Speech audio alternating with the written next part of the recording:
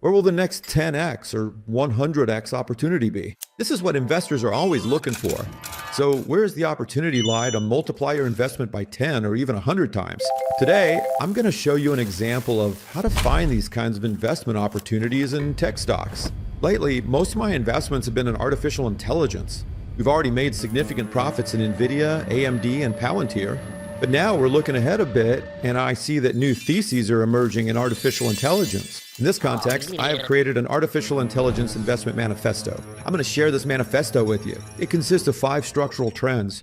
I believe that those who first understand these structural trends, identify the right companies, and invest in them will be in a completely different place 5 years from now.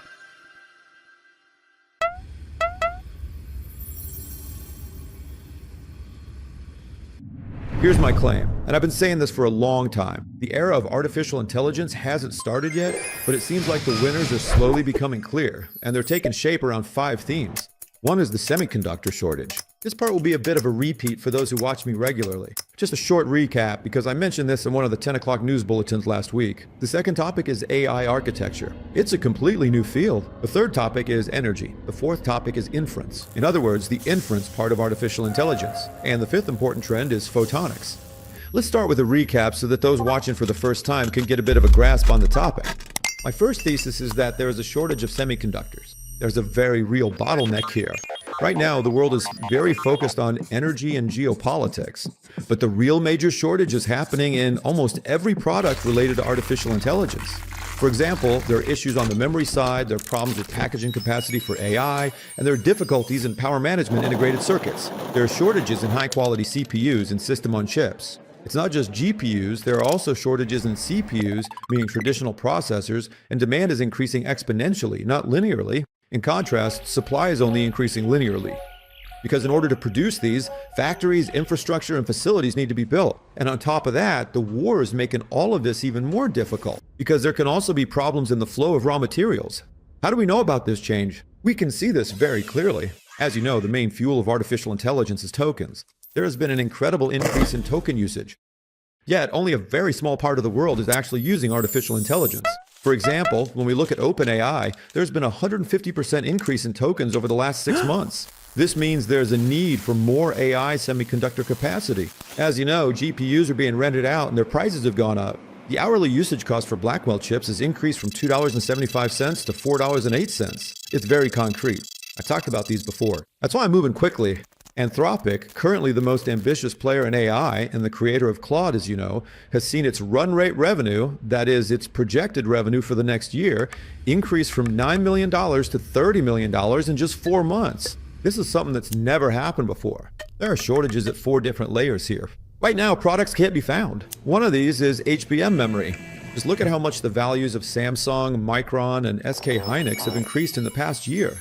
The proof is right there. The second area is CPUs and system chips. We've always focused on GPUs, but now CPUs are becoming important too. Especially in agentic artificial intelligence, these are coming to the forefront. There's been a significant increase in AI server-class CPUs like Vera and Grace. TSMC's production capacity is limited in this area.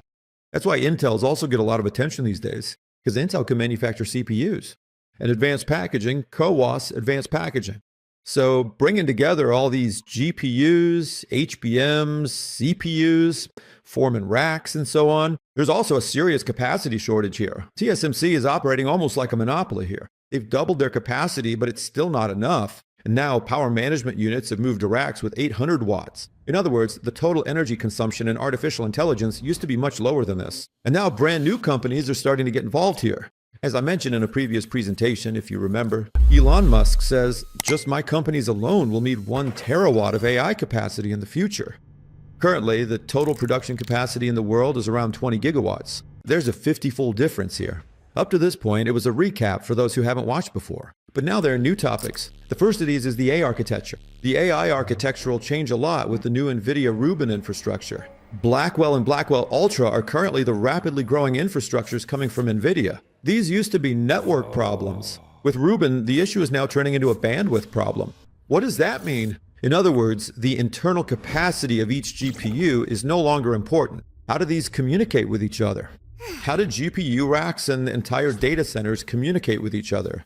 This seems to be the second major area. Just looking at NVIDIA alone, NVIDIA's network revenues have increased by 162% in the past year. Here, as you know, they sell products like NVLink. In other words, they've made an incredible amount of money from the connections between their own GPUs, CPUs, and memory. That's why future technologies in this area are growing very rapidly. In the last quarter, they achieved a revenue of $8.2 billion. That's a 13% increase compared to the previous quarter. So the acceleration's continuing. But NVIDIA isn't the only player here. 75% of customers use NVIDIA's complete solutions, while about 25% are open to other network players.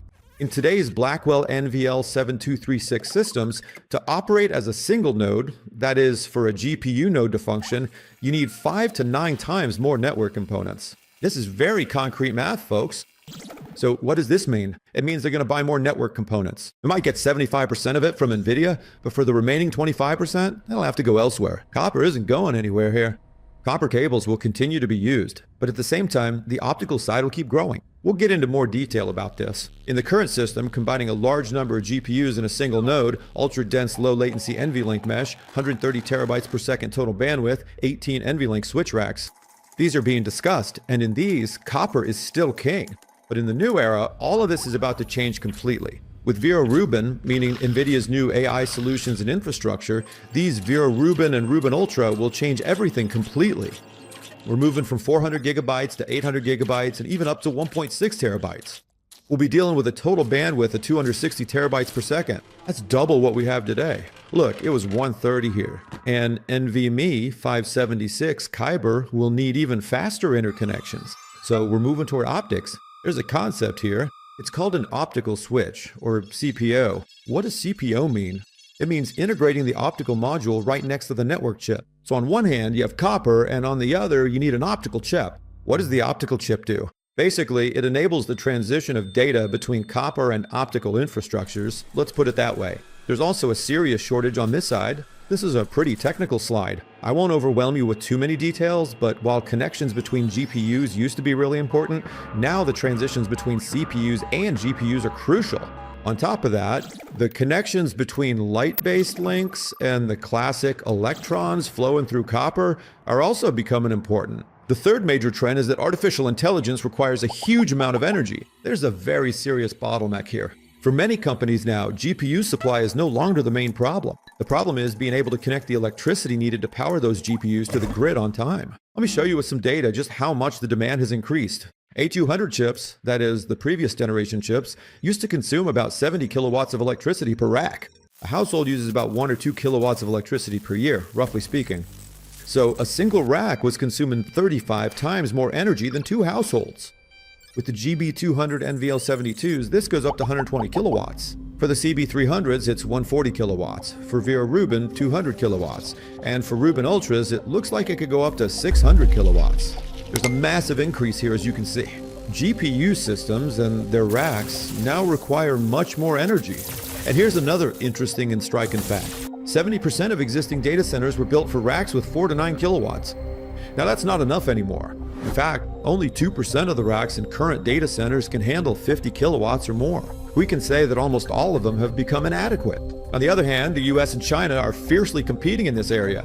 As you know, the US has the strongest design companies and software culture when it comes to artificial intelligence. NVIDIA and AMD are leading this field, and they're advancing quickly on the cloud software side. But the Chinese have an advantage too: energy. Right now in the US, the backup energy margin on the grid is around 15%. But China has built so much energy infrastructure that they have the capacity to produce and distribute almost twice as much energy as they consume. Because of this, there is a major shortage in the US. Right now, data centers are waiting between 3 and 7 years to connect to the main power grid. Other solutions include what's called a behind-a-meter solution. Here, the retail tariff doesn't apply.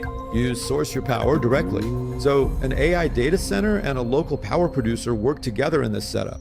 In this case, the process takes anywhere from a few months to a year. New natural gas turbines can also take up to a year. There are also new technologies. For example, the technology that Bloom Energy is involved in. By the way, I'm an investor. They can provide energy solutions for that in about 3 months. And you know, Bitcoin miners, they're retrofitting themselves. Players like Iron and MBUS, for example, have previously invested heavily in energy infrastructure. Since they can't make money from Bitcoin mining anymore, they're quickly transforming into AI data centers. They're a bit more advantaged in that regard too. But there can still be a process that lasts anywhere from a few weeks to a year. To add each gigawatt of capacity, you need to spend between $30 and $38 billion. So in the coming years, trillions of dollars will be spent on these things. Those who find the right companies on this side are going to make a lot of money. The fourth point is that the AI boom hasn't even started yet. Up until now, we've mostly just trained AI models. This training phase was kind of like the R&D stage of the process, let's put it that way. OpenAI, which was the first to start this, is actually quite behind at this point. Why? Because cloud is focused on output right now. In other words, it's focused on inference. It's focused on getting the most accurate, the most useful, the most productivity boosting, and the best outputs from AI. And the statistics show us that output consumes way more tokens.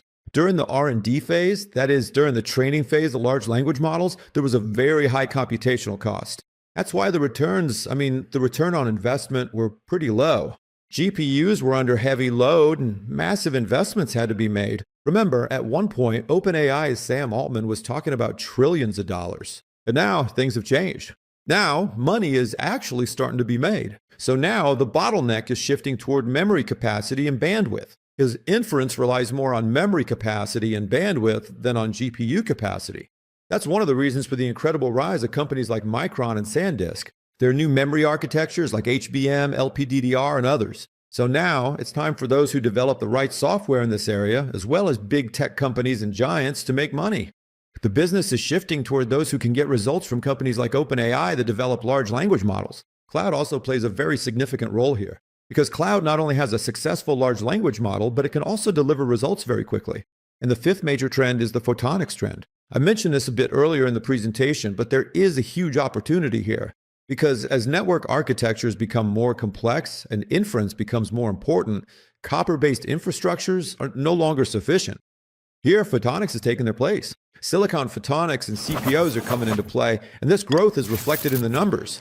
These optical modules, in other words, the technologies that bring artificial intelligence to optics, are expected to grow nearly 12-fold between 2025 and 2026. This has greatly benefited many companies in our portfolio. NVIDIA has invested nearly $4 billion in this field.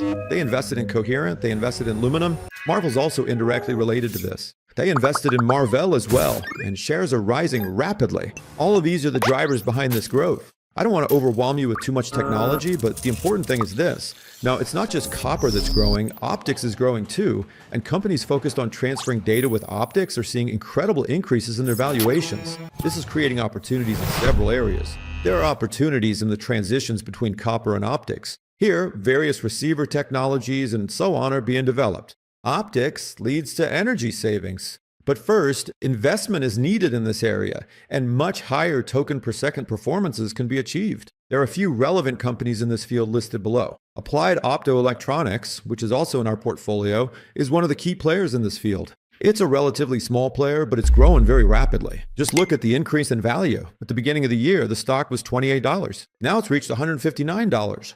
Because investors are increasingly noticing the gaps and bottlenecks in these areas, and they believe that companies like these will do very well. Of course, the rapid development of these technologies doesn't mean that the valuations of these companies will keep rising forever. Some companies, frankly, have already reached high valuations. That's why it's necessary to find companies within those mainstream sectors that are relatively less priced in. These technologies are evolving very rapidly. Maybe in the coming days, we'll start talking about new technologies again. But I think these 5 themes of artificial intelligence will continue to drive things for the next 2 or 3 years, and those who make the right investments in these areas will make money. We also discuss these kinds of topics a lot together with our community. In fact, again, in the Ask Kaluba School environment, the school link is below, here we frequently do deep dives together. We call these technology deep dives. For example, just this morning, we did a deep dive into AI networking. Remember, one of the 5 main structural themes is in my investment manifesto. We did a deep dive into that. Previously, we discussed the AI compute shortage, the new bottleneck for AI, CPUs. We do deep dives in these kinds of areas. Because friends, I'm not a trader. Yes, from time to time, we also do short-term trades. We have swing trades, but I'm an investor who invests in good technology for the long term and waits patiently. And to be able to invest in these, you need to understand what this technology is actually used for. I try to interpret these as best as I can. Of course, I also make extensive use of both external sources and artificial intelligence. The more I benefit from artificial intelligence, the more opportunities I can see. Because in the coming days, artificial intelligence is heading in completely new directions. The use of artificial intelligence is rapidly increasing all over the world, but to be honest, most users haven't yet reached agentic AIs or inference-heavy AIs. Many users still see artificial intelligence as just a chatbot. However, it's actually reached a much different place, and as more people realize this, the demand for AI will increase even more. I think the gaps in these fundamental themes will only get bigger. What I've shared is definitely not investment advice. You should do your own research. I'm adding the presentation to the description. Take those themes yourself and feed them into AI. Research which companies offer the best investment opportunities here. Who knows, maybe you'll find even better opportunities than I did.